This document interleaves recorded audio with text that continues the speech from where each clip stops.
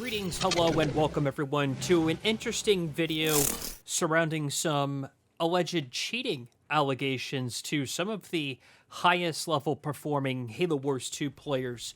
It seems to be that there has been, for years now, some sort of exploit going on from many of the top level players in Halo Wars 2, allowing them to unlock leader powers much faster than what is normally allowed through traditional gameplay. I'm going to go through what this investigation has uncovered, and you can kind of maybe see the things I'll post in the video description, including a link to a video showcasing this exploit, as well as a spreadsheet of some sort of analysis that was done. I'll get into that as well. And hopefully you can kind of make your own conclusions. And I also want to talk about the impact that this has regarding the entire Halo Wars community. So this should be a pretty full video of content here, of information. So let's just go ahead and get into it. Firstly, I guess I want to state clearly that this information I'm going to provide was not made by me. It looks like this information actually came from Sir Liam and Sean. And they have somehow made some sort of API that is working alongside maybe the official Halo Wars 2 API that is allowing them to analyze when leader powers are unlocked in-game. If you go to like Warpoint or something, it doesn't actually tell you, but there is currently a Halo Wars 2 analysis website. The URL doesn't really make a whole heck of a lot of sense, so I'm just going to put that in the description for you as well for you to look at, and that does actually tell you when leader powers are unlocked. They somehow were able to use this API with a bunch of data and then use AI to kind of go through this data set, and it can tell you, or at least infer, whether or not a player cheated and why that is. Again, all of this is in the Google spreadsheet that I will provide in the description. So some background. This is what Liam's writing here. Following the discovery of multiple leader powers, cheats have been used by high-level players, many of whom who have already been banned from several communities. A new API has been developed. This tool accurately logs when a player unlocks and uses leader powers in-game. Using this API alongside automated scripts, we have uncovered that several top-level players have been abusing cheats as far back as 2021, long before these methods were publicly known.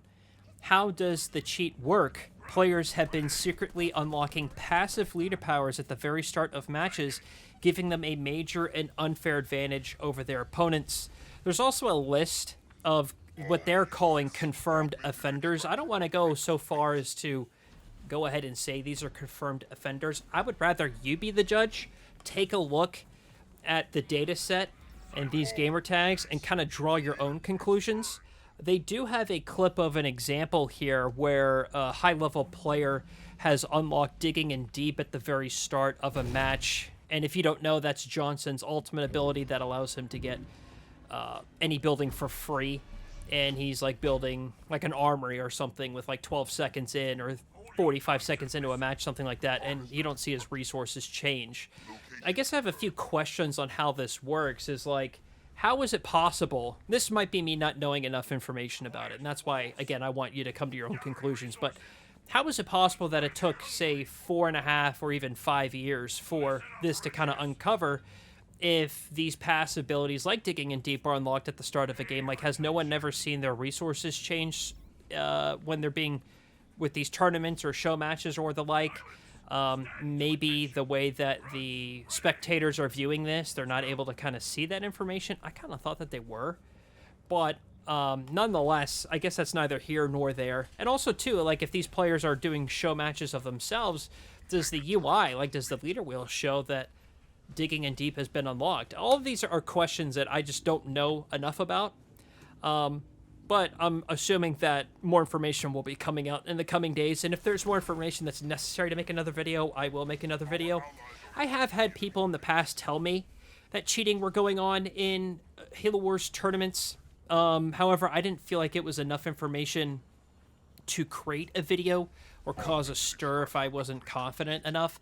And now that this info is out, I think it is pretty clear that there seems to be some sort of cheating going on. We even have a video where someone was cheating in Blitz, where they were using like an EMP Mac Blast or a regular Mac Blast outside through Fog of War, like just forever, repeatedly, over and over and over again. And maybe that's related to this, how people are just getting leader powers really, really quickly. There also is a few screenshots attached with some of this information. I even have a screenshot that was posted in the TeamRespawn Discord server of a high-level player going against the modder, Lord Nutritious, and he gets like digging in deep or something at like 12 seconds in, which is just crazy. I mean, it's just not even possible. So that is kind of the situation that therein lies. I kind of want to shift the conversation to the impact that this has.